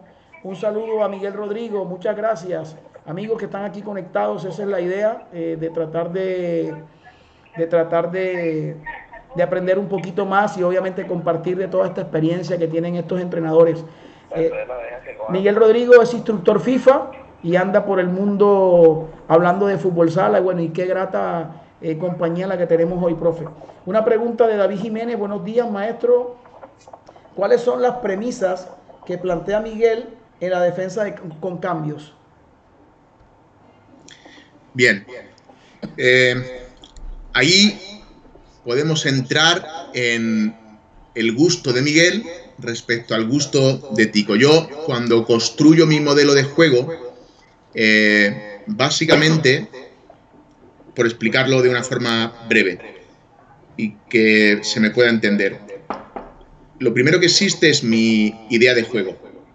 Pero mi idea de juego, como hemos dicho antes, puede que no pueda ser aplicada en Colombia. Me fichasen en Colombia como entrenador de un club de allí y mi idea de juego tengo que adaptarla un poco a los aspectos culturales.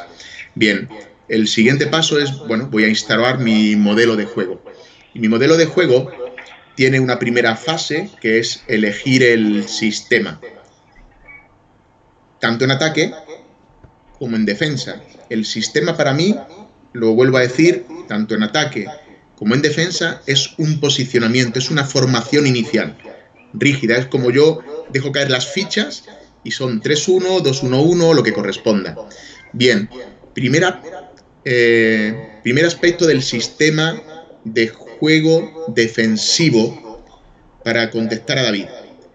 Siempre se modifica en función de la salida de la formación del sistema, de la salida de presión.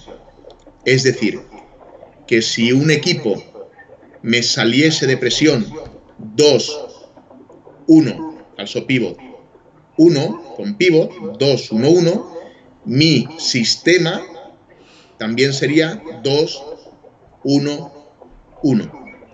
Pero si el sistema de salida de presión, es decir, la formación, fuese 3-1 o 1-2 más avanzadito, vamos a poner 3-1. Mi sistema, sí, 3-1, eso es. Mi sistema de presión sería 1-2-1. Eso es, cambiaría. Si el equipo atacante saliese 4-0, mi sistema de presión sería 2-2. Yo me colocaría 2-2 y los otros dos más abiertos. Los dos de atrás muy abiertos, igualmente abiertos, porque no hay pivot, con lo cual no tengo que cerrar medio. Me coloco cerca. Bien, dentro de esos tres sistemas, luego viene el siguiente paso. Establecer los conceptos, que son lo que él me está pidiendo, los conceptos de mi sistema defensivo. ¿Qué conceptos tengo yo que manejo en defensa? Yo creo que son conceptos que absolutamente todos manejamos por igual. Lo primero, voy como un loco a presionar el balón.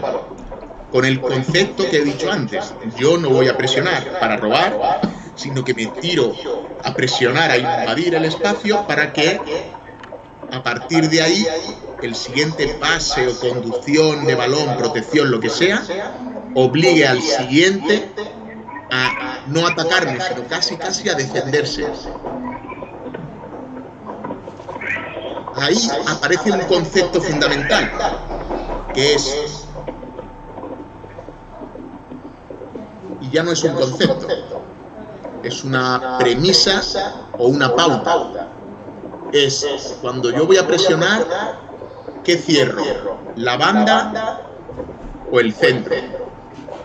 O depende de si es derecho o zurdo, más el movimiento que se esté produciendo de corte, cierro una cosa o cierro otra. Ahí ya no nos pondríamos de acuerdo, ¿ves? Ahí ya sería una premisa. La premisa de Tico, la premisa de Miguel, la premisa de David, la premisa de Jesús. Una premisa es, no, yo presiono fuerte y siempre dejo la banda abierta. No. Tico dice, no, yo siempre presiono y dejo el medio abierto, porque cuando juegue en el medio lo voy a atacar por detrás, lo vamos a sorprender. Y Miguel dice, no, el concepto es siempre igual, presionar la pelota a muerte para que mi compañero robe, pero yo voy a intentar ver si es derecho o zurdo y el movimiento que se está produciendo a la vez, si es en diagonal, si es en paralela, si es un corte por delante, si es un corte por detrás. Eso es más reflexivo. Yo personalmente me decanto por esto. Trato que mis jugadores ya lean desde el inicio, y eso es mucho entrenamiento, mucho vídeo, mucha parada, mucha casuística, hasta que al final encuentra que se producen 5, 6, 7 casos parecidos. Y en esos 6, 7 casos, entrenándolo, ya los jugadores saben comportarse. Pero claro, al final está la decisión no racional, la intuitiva del jugador, que ya cuanto más automática es, ya lee la pierna, ya cierra a un lado y el resto de los compañeros sabe cómo tiene que ir. Entonces, eso ya sería una premisa, una pauta, yo le llamo pauta. Y las pautas son diferentes entre todos los entrenadores, aunque tú y yo podríamos tener la misma, mismo concepto y misma premisa. Yo personalmente, en ese primer concepto de presión al balón, prefiero leer la pierna, derecho o zurdo, con el movimiento que se produce. Y a partir de ahí surge el segundo concepto. Hay cambio defensivo. Hemos dicho que me está preguntando por cambio defensivo. Claro, para que haya cambio defensivo, tiene que haber una fuerte presión al balón. Si el balón no estuviese presionado, mi pauta, la de Miguel, diferente a la tuya, David, es en presión alta, cerca del área contraria, con un nivel de presión entre 1 y 10, de 7, 8, 9, 10, yo cambio. Y esto lo entreno. Le digo cuando es nivel 7 al jugador o cuando es nivel 8. Cuando estoy en mitad de pista, con nivel 7 de presión no cambio. Con nivel 8 de presión no cambio. Prefiero seguir al hombre. ¿Por qué? Porque si me enfrento a un equipo que juega muy bien entre líneas, que se frena en el medio, que corta siempre en apoyo, si el balón no está fuertemente presionado, meten ese balón entre líneas o interior y te destrozan la defensa en 15 metros. No tienes tiempo de rectificar. Así que mi pauta es presión nivel 8, 7, 8, 9, 10, cambio en presión alta. Nivel de presión 7, 8 hacia abajo en medio campo, no cambio. Nivel 9, nivel 10 en medio campo, cambio. Por ejemplo, en ese sistema, en ese movimiento que hay ahí, en 4, la salida de 4, para evitar el juego entre líneas del primer corte, mi pauta, mi premisa, David, es que el primer corte, por ejemplo, si 2 corta, el número 2 corta azul, el primer corte yo siempre lo sigo al hombre, en 4-0. Y ahora que han perdido ese apoyo, ahora sí puedo cambiar. Es decir, si 5 pasa a 4, 3 sube a presionar, 5 quedaría un poquito más allá, un poquito más, donde estaba más o menos. Eso es. Y el otro 5 corta, el 5 azul corta, ya cambio, con 4. 4 rojo, eso es. Pero el primer corte, para evitar que me creen dudas entre líneas, el primer corte, yo como premisa, en un sistema 4-0, siempre lo sigo al hombre. Y ahí inicio a presionar con cambios. Eso es una premisa que mi experiencia me ha dicho que como muchas veces el balón no está lo suficientemente presionado, con 4-0, como cambies en el primer corte, te destrozan. Te meten el balón entre medio, lo llevan al lado contrario, te crean un triángulo en ese lado, el ala contrario te corre al final y como no hay una presión bestial, pero bestial significa nivel jugador de España Pola, ¿no? Nivel Pola, que es la máquina más agresiva de presionar, como no tenemos todos Polas, pues es más complicado. Bien, la tercera premisa sería lógicamente ver qué movimientos David se producen para ver si el cambio de ese jugador atacante que corta lo da el ala contraria o lo da el cierre. Por ejemplo, si es una paralela muy larga, muy rápida y el ala contrario no va a llegar, pues el cierre abandona el pívot y recibe al jugador que estaba cortando en paralela y el ala contraria, el lado contrario, reajusta y se coloca con el pívot, ¿no? De alguna manera, ¿no? Es decir, ya empiezan una serie de lecturas que son diferentes.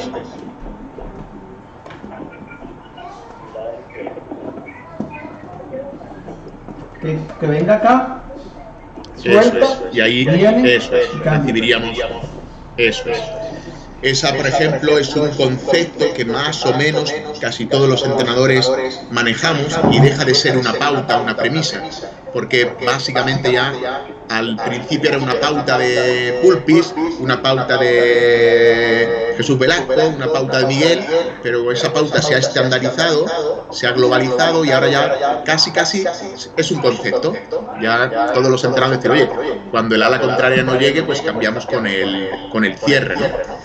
Básicamente son esos. La distancia entre líneas es un concepto que yo manejo mucho, David, es decir, que no estemos muy separados. Un concepto muy importante son las orientaciones corporales. Yo siempre le digo que el lado contrario del balón tenga una posición de pies y de tronco que le permita siempre, con un rabillo del ojo, controlar a su oponente, con el otro ojo, frontalmente, directo, contraer el balón. Es decir, que la altura, David, a la que yo me pongo de mi oponente directo sin balón es muy importante. Nunca a la misma altura, porque a la misma altura ya tengo que girar el cuello para verlo y ahí he perdido ya de vista. Si no hay mucha presión al balón, o hay presión, pero el atacante es Ricardinho y sale, gana un metrito lateral y ¡pum!, mete el balón, ya me la como. Entonces, básicamente las distancias, el 1,5 metros, 2 metros, que yo tengo que tener siempre por detrás de mi oponente directo, pero a la vez ser cobertura y vigilancia, la distancia entre los 4 y, por supuesto, que nadie habla, y bueno, nadie habla, se me estaba olvidando a mí hablar y es muy importante el portero. El portero siempre como último defensor en la presión es un concepto. Yo creo que ese concepto de portero como último defensor ya no es una premisa, una pauta. Es decir, todos los entrenadores, cuando vamos a presionar, buscamos que el portero esté siempre en el pie, etc. Otro concepto muy importante es cómo contrarrestar o cómo defender, David, el juego entre líneas. Cuando alguien para entre líneas y el balón va a entrar, ¿qué hacer? Ese jugador que ha cambiado, ese jugador que está ahí, ¿qué hace? ¿Va a robar para que no se gire o temporiza? Claro, y yo ahí pongo la palabra depende. Si el balón entra y los dos alas atacantes están ganando a sus defensores, no tiene sentido ir a robar, porque como toque rápido, este jugador que temporizaba lo perdemos también. Y a lo mejor en vez de un 3 contra 2 se produce un 3 para 1 o un 2 para 1.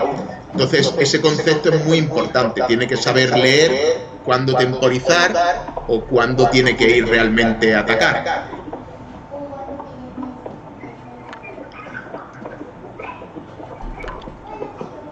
Y si el balón lo tuviese ahí 4, ¿no?, y entra entre líneas, claro, saber si voy a robarle o temporizo. Siempre el criterio, claro, el criterio siempre será tratar de que al menos, si nos han superado, haya un 3 contra 2, David. Un 3 contra 2 más portero en un fútbol sala de un cierto nivel es muy difícil marcar algo, ¿eh? Ya te digo que puedes hacer 100 3 contra 2 en un entrenamiento con alto nivel, con repliegue real para que se produzca velocidad real, no sin repliegue. Claro, si haces un 3 contra 2 sin repliegue de un tercer defensor, es todo más fácil, ¿no? Tiene que ser con repliegue real para que al final el tiempo que tú tienes para finalizar sea el que ocurre realmente en competición. Eso es un consejo que sí que os doy.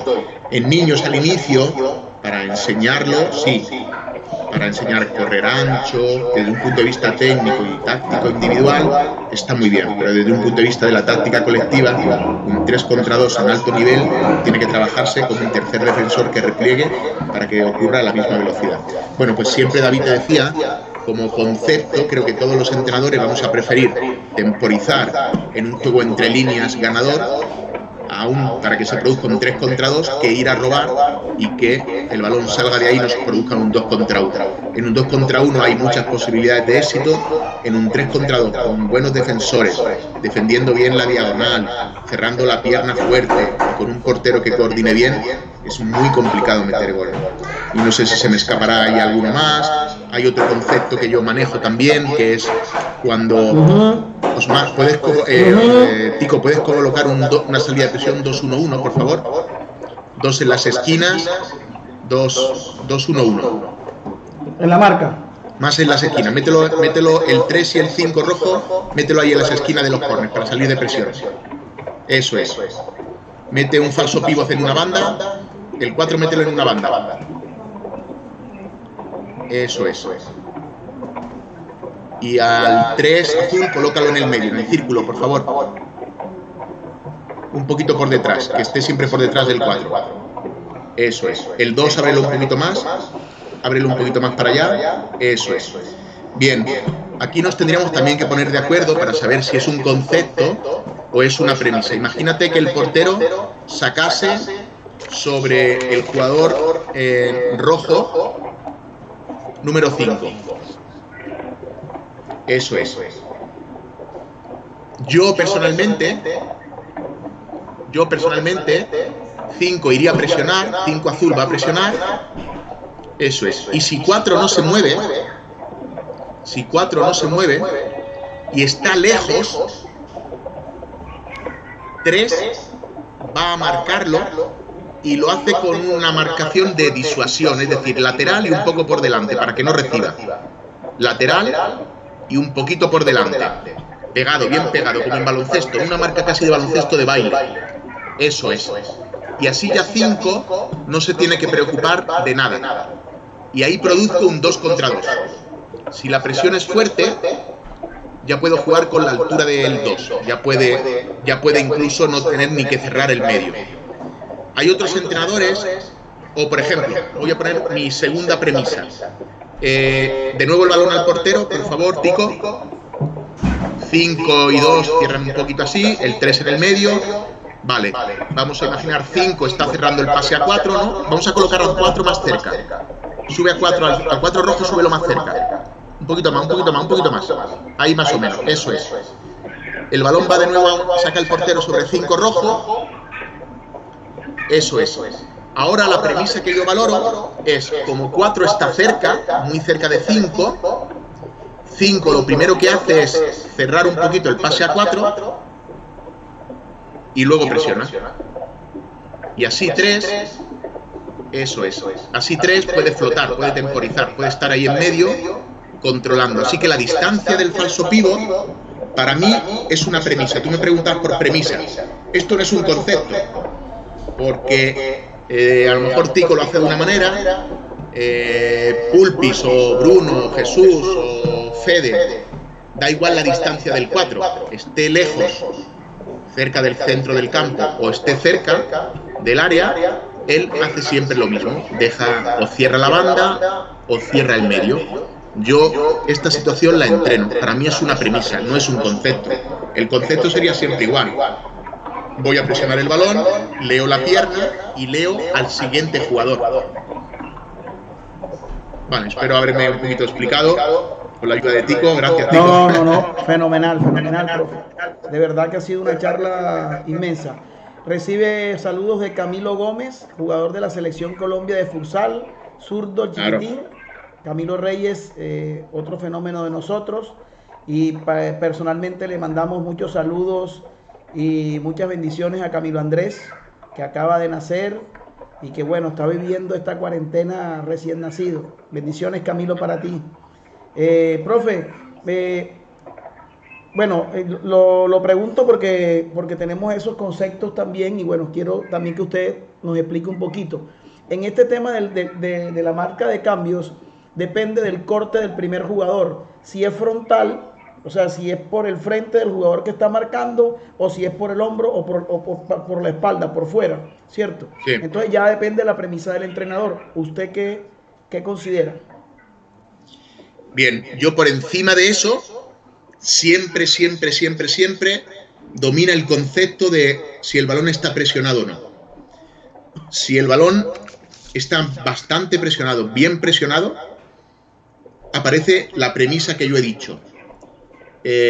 Leo la pierna, imagínate que 5, que tiene la pelota ahí, sería 5 con su marca, eso es. 5 pasa a 3, 2 sube a presionar,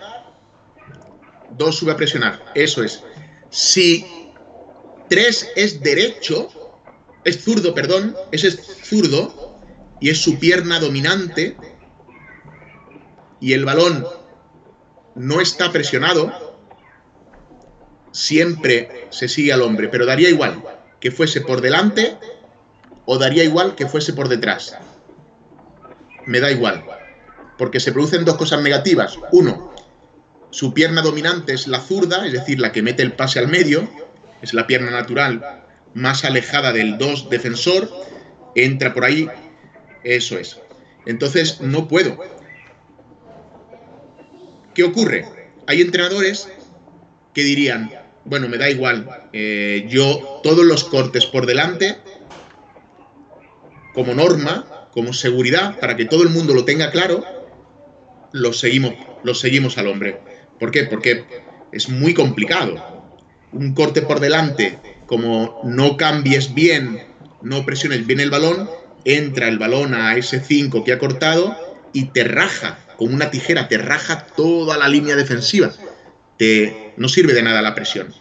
Entonces, seguramente si tú estás iniciando en el entrenamiento, en juveniles, y ya quieres meter el corte por delante, porque sabes que te lo hacen, yo como norma inicial diría, chicos, corte por delante, lo seguimos al hombre. Todo esto también, Tico, tiene que ver con el marcador. Voy perdiendo de un gol en los últimos 3 minutos y yo le digo siempre a mi equipo, chicos, presionamos como lobos y cambiamos todo.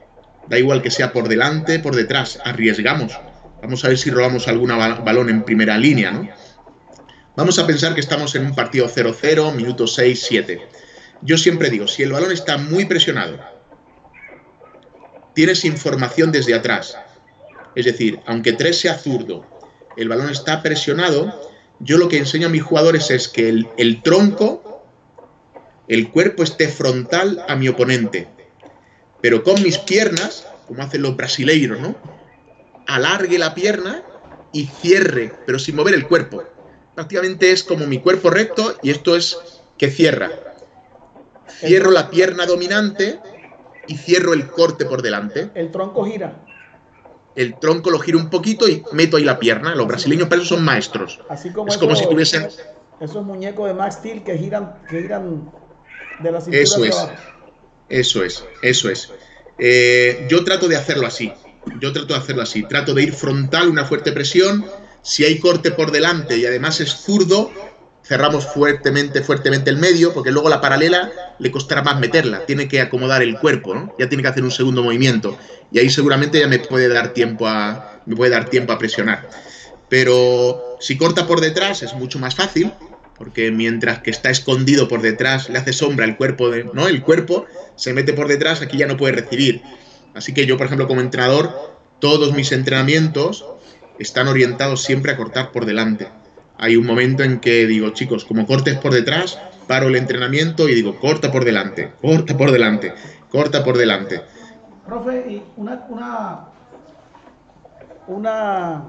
un detallito, y es importante a ver si de pronto usted nos puede ampliar, la distancia de seguridad, porque generalmente cuando este jugador, nosotros, bueno, particularmente decimos que pierde la cabeza porque se bota encima del balón, y resulta que este jugador entregó y pasó con la paralela, nos terminan rompiendo totalmente las líneas defensivas. Entonces, lo que hablábamos ahorita, y es consecuente con esto, de que el jugador que está marcando el de la pelota no roba, sino que evita, y así conserva una distancia por si de pronto el jugador empieza a hacer un cambio de pensamiento de soltar la pelota y atacarnos en el espacio.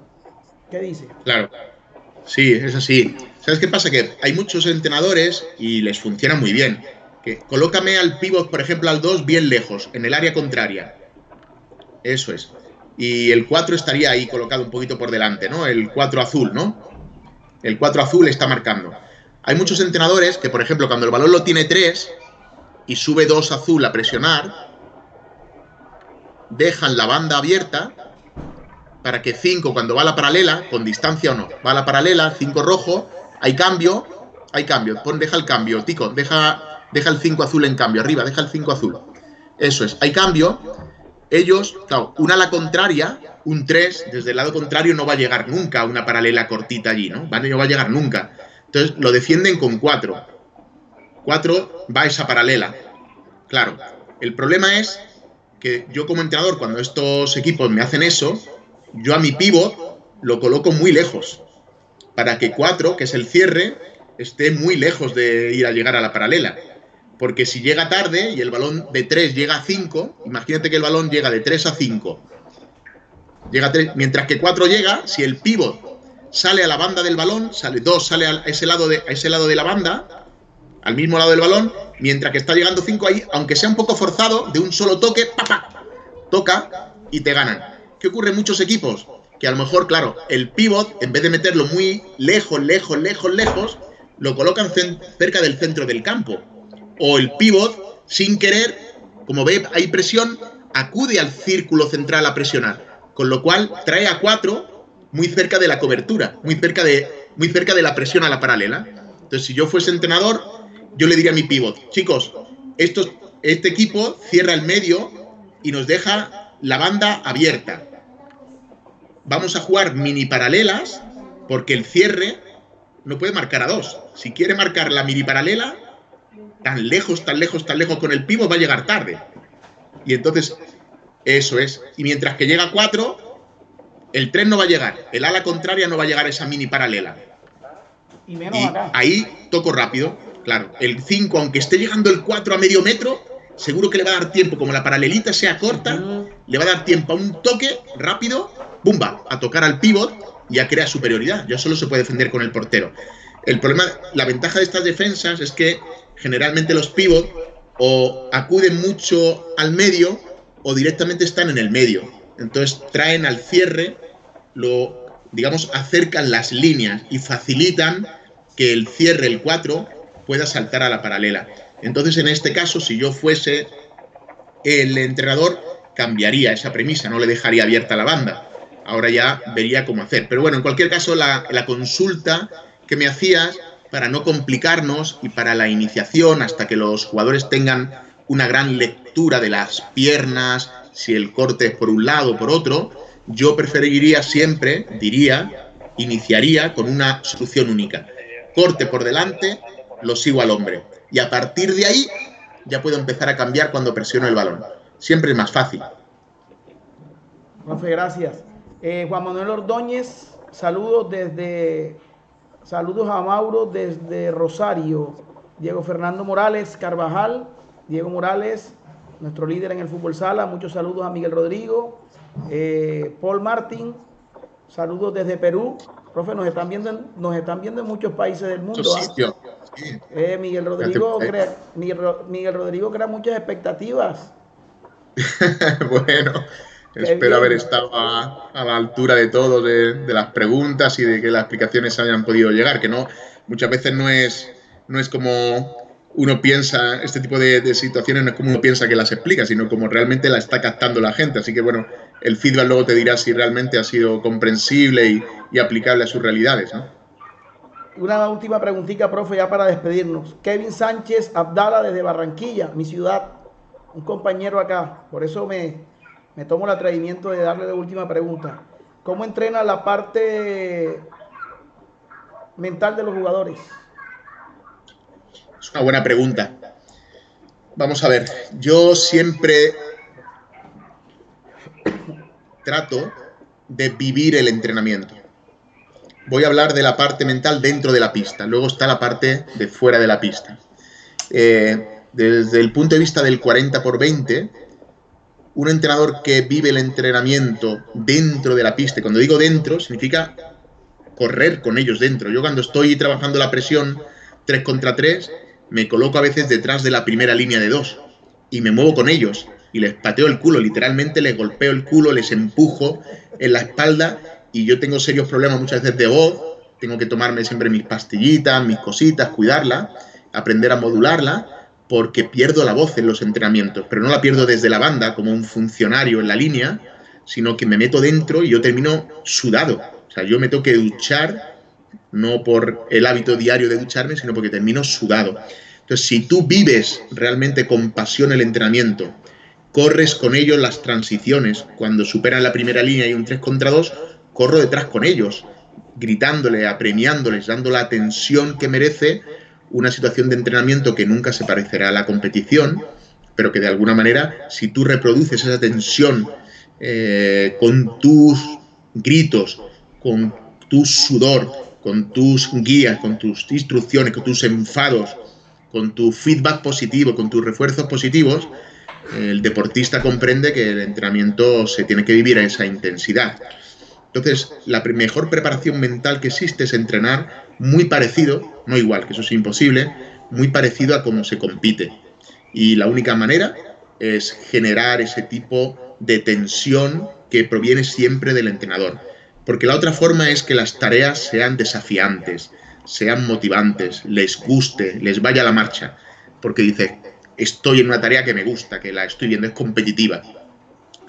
Otra forma, desde el punto de vista de la preparación mental a veces, y voy a decir algo que ocasionalmente hacía, es coordinándote también muchas veces con el árbitro, que es el segundo entrenador, o el entrenador de porteros, o el preparador de material, o tú mismo, para que de una forma intencionada pite mal, arbitre ocasionalmente mal.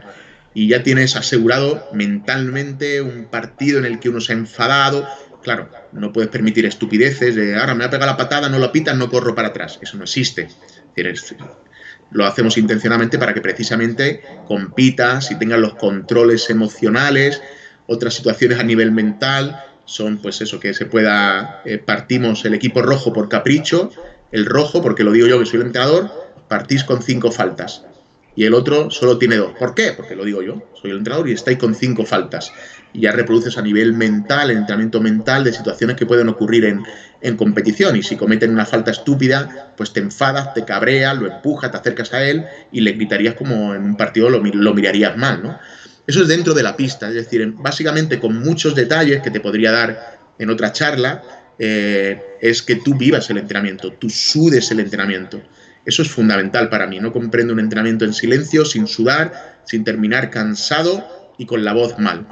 Fuera de la pista, el entrenamiento mental es muy importante. Creo que las historias, el poder de la palabra, el poder de las historias es muy importante. Yo trato siempre de encontrar algo que creo que tiene siempre mucho paralelismo con alguna de las situaciones de competición a la que nos vamos a enfrentar. Y os voy a contar una que ocurrió en este 2018.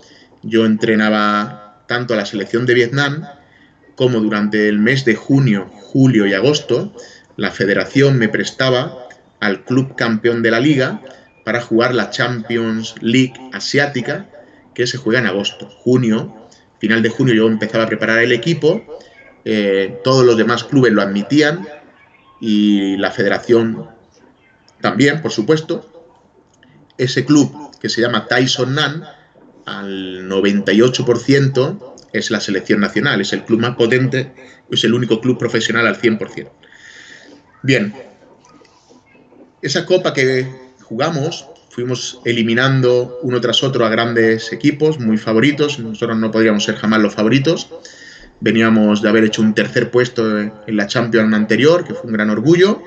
Ese puesto ya se había repetido 3 años atrás, creo, con el anterior seleccionador nacional, con Bruno García. Y bueno, hicimos tercero, que era igualar, y jugamos la semifinal contra uno de los favoritos. Bien, yo bajaba con mi ordenador en el ascensor, en el hotel, para hacerle el scouting previo al partido. Y, tico, se me ocurrió contarles una historia, olvidar el scouting. Ya habíamos preparado suficiente, ya conocían al rival, lógicamente el scouting estaba hecho, y les conté una historia. Me vino a la cabeza una película de Mohamed Ali, del boxeador, de cómo derrocó al gran campeón, no sé si era Ray Sugar Leonor o a alguno, o Foreman, creo que fue a Foreman. Había visto la peli hace ya muchos años, pero Ali decidió que tenía que bailar al lado del gran campeón, que de un puñetazo solía matar a sus rivales en un asalto, en 2 asaltos. Y la única manera que tenía de ganarle era cansarlo y llevarlo a los minutos finales, donde le entrase el miedo y la incomprensión de decir cómo este me está aguantando como nadie nunca me ha aguantado. Le he pegado puñetazos por todos los sitios y aguantó. Y en ese momento tú tenías que cargar tu puño. Ali cargó su puño con todos los que había recibido. El que recibió por su madre, le encontraba la fuerza para aguantar en pie con algo, ¿no? Mi padre, mi hermano, mi hijo, lo que fuera, y mi país, lo que fuera, y en ese momento, con un solo puñetazo, en el último asalto, derribar al gran campeón. Bueno, yo les conté esto, y yo traduje, bailar lo traduje en jugar entre líneas. Ellos, que eran libaneses y iraníes, son gigantes, nosotros no podíamos chocar con ellos, así que teníamos que mover muy rápido el balón, Era como aparecer y desaparecer, hacerles mover, jugar mucho entre líneas, intentar ganarle la espalda, hacerles correr, no tener miedo a jugar entre líneas, no tener miedo a hacer pisadas, no tener miedo a cambiar la dirección, no podíamos quitarnos la pelota y solo defender porque nos iban a ganar. Y en cada gol que nos hicieran, que nos iban a hacer, teníamos que encontrar una fuerza sobrenatural, algo que me motivase lo suficiente para coger el balón de la red, ponerlo en el círculo central y seguir bailando, ¿no? Se lo conté así. Y hay un momento en el partido, Tico, que hacemos el 3-3 en el segundo tiempo, avanzado el segundo tiempo, a falta de 6 minutos, y sacando de centro, se me ve a mí en la banda, llamando a mis jugadores, y me coloco a boxear, me puse a boxear al aire, ¿no? Y les estaba diciendo a los chicos, dejad de bailar, todo en inglés, claro, dejad de bailar, carga el puño, ha llegado el momento de boxear. Bueno, saca de centro Líbano, presionamos, en 3 segundos habíamos hecho el 4-3. Yo recuerdo que el traductor se vino hacia mí y me dijo, Miguel, lo que has dicho es verdad, me lo creo, ahora creo, me lo creo. Ganamos el partido 7-6 y jugamos por primera vez en la historia la final de un campeonato de Asia. Unos vietnamitas de 1,54, entre comillas, juegan su primera final y en la final casi, en el último minuto perdimos de penalti, casi ganamos a Irán. Hubiese sido histórico, ya era histórico. Preparación mental. Las historias movilizan en el ser humano cosas que no movilizan las pizarras que hemos movido ahora recientemente. Entonces, el poder de las historias, el poder de las profecías, hacer profecías. A mí me gusta mucho hacer profecías. Me gusta anticipar cosas y decírselas a mi grupo, porque con el riesgo que eso conlleva, si ocurren, me da un superpoder, ellos ya creen en mí para cualquier cosa que le diga. Yo soy muy profético, suelo anticipar cosas porque no sé, es así, por mis experiencias, el desarrollo de mi intuición, y ocasionalmente suelen ocurrir más que no ocurren. Así que la elaboración de profecías, como queramos llamarlo, anticipar cosas que pueden ocurrir de una forma pública a tu grupo, te da una preparación mental que cuando ocurre la primera vez y lo cuentas la segunda, te da un confort y una confianza en lo que estás entrenando, porque el míster, que ya adivinó una profecía anterior, te está diciendo que esto va a funcionar. Y luego funcionaba. Entonces, bueno, hay muchas herramientas más allá de luego la relajación, la forma de activar, etcétera, etcétera, etcétera. Todo hablando siempre fuera del campo, ¿no? Profe, se conmueve uno mucho como entrenador cuando tiene un sentimiento y lo quiere transmitir. Esto que me acabas de comentar, y quiero transmitírtelo ahora porque es una vivencia personal y a veces la gente que te rodea cree que estás como loco al tratar de traer a colación en medio de un partido tan definitivo una cosa totalmente diferente, ¿cierto? Pero nosotros tenemos un concepto y una línea. Me acuerdo tanto la primera vez que dirigí a Colombia contra Brasil, y mi charla técnica no fue absolutamente nada sobre la pizarra ni los movimientos. Mi charla técnica fue sobre un pasaje de la Biblia, de la historia de David y Goliat. Porque siempre hemos visto a David como el gigante, como el que nos vence siempre, como el que tiene más fuerza. Y yo, después de haber contado esta historia, los muchachos me miraban porque es algo extraño, de que de pronto el entrenador venga a una charla técnica, me venga a hablar algo que no tiene nada que ver con el juego. Y bueno, yo hacía énfasis en el tener fe, en el creer que podemos vencer al gigante. Y bueno, y ese ha sido mi pensamiento desde que estoy acá como seleccionador, y será siempre hasta cuando la federación decida que esté, ¿no? Y es que siempre pensemos que el rival puede ser vencido, que depende de nosotros creer de que nosotros lo podemos vencer. Entonces, muy bonito eso que nos acaba de explicar, porque se relaciona mucho con el pensamiento que tengo yo con jugar.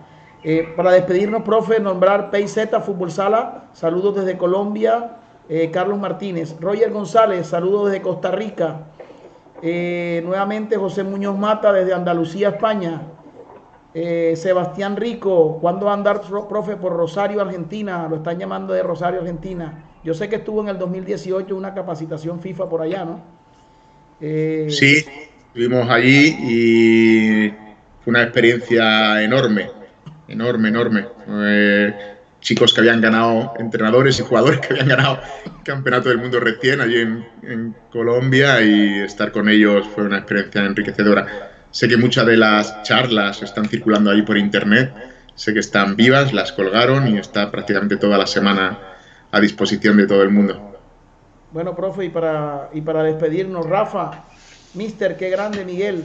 Saludos desde Galarosa, Huelvas, Andalucía. No te Eh, oigo ahora, Tico, no te oigo. disculpe, Rafa, Mister, qué grande, Miguel. Saludos desde Galararosa. ¿Así se pronuncia bien, profe? Gala. Galarosa. Galarosa, Huelva, Andalucía. Eso es de allá en España. Ah, Galarosa, sí, sí, Huelva, claro. Andalucía. Profe, no abusar más de usted. Mire que No, nos hemos extendido casi 2 horas en esta charla. No sentí los minutos, no sentí el tiempo. Creo que entramos en un trance total de fútbol sala. Y vea, le aplaudo la manera como usted hoy nos ha regalado tanto conocimiento y ha compartido con nosotros. Muchas gracias y mil bendiciones a usted por regalar el conocimiento que tiene. nada, al contrario, a ti por invitarme. Tengo un muy buen recuerdo de vuestro país, del mundial que hice allí con Tailandia, el público de Medellín personalmente y a mi selección, quizás por la cantidad de goles y no sé si fue el espectáculo que ofrecimos. Tratamos de ofrecer un fútbol sala muy ofensivo. Recuerdo el público cómo se portó de bien con nosotros después del partido de Rusia y el partido de Azerbaiyán, que terminamos 8-13 en la prórroga, exhausto, no podíamos más con estos gigantes azerbaiyanos brasileños. Y bueno, me gustaría personalmente darte las gracias, de saludar a Osmar, al antiguo seleccionador, también buen amigo, que sé que estuvisteis con él, y a su familia, que ocasionalmente hemos tenido oportunidad de charlar. Y un saludo muy especial a toda la gente de Medellín, a toda la gente que nos trató allí fenomenal, a los guías. Y hay un recuerdo especial para un chico que veía y no veía los partidos, un chico ciego, David, que junto con su papá me Quique, acompañó en todos, absolutamente todos los el, partidos. Su papá era entrenador de el profe Quique Quiseno. David el es el profe. hijo que creo que David es conocido en el fútbol sala mundial por esa Sí, pasión y ese amor que el papá le ha transmitido para el fútbol sala mundial. Eh, eso es. Le debo un buen regalo todavía, pero quería hacer un recuerdo especial para él. Me trataron fenomenal, el profe y sobre todo David. No lo olvidaré nunca. Un chico que ve sin ver, y eso es lo más importante porque significa que estás utilizando tu corazón.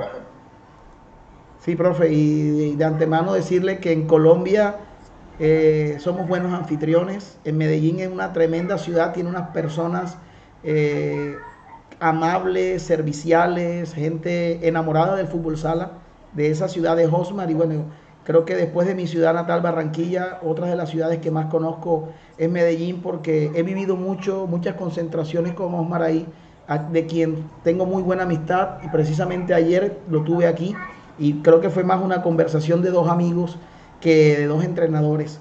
Y muy, de verdad sé que y le doy y lo entiendo al hablar de Medellín de esa manera. Muchas gracias, profe, nos vamos a despedir. Gracias a la gente que hoy estuvo presente, que nos acompañó.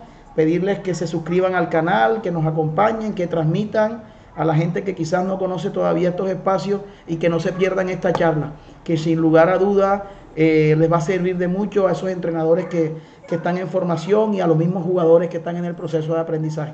Bendiciones para todos. Decirles que de esta cuarentena vamos a salir bien, que vamos con la fe de Dios, vamos a avanzar y que vamos a volver nuevamente a nuestras actividades en familia, obedeciendo siempre y cuidándonos, para que podamos el día de mañana contar la historia a nuestras nuevas generaciones. Bendiciones al profe Miguel y bendiciones para todos. Que estén muy bien.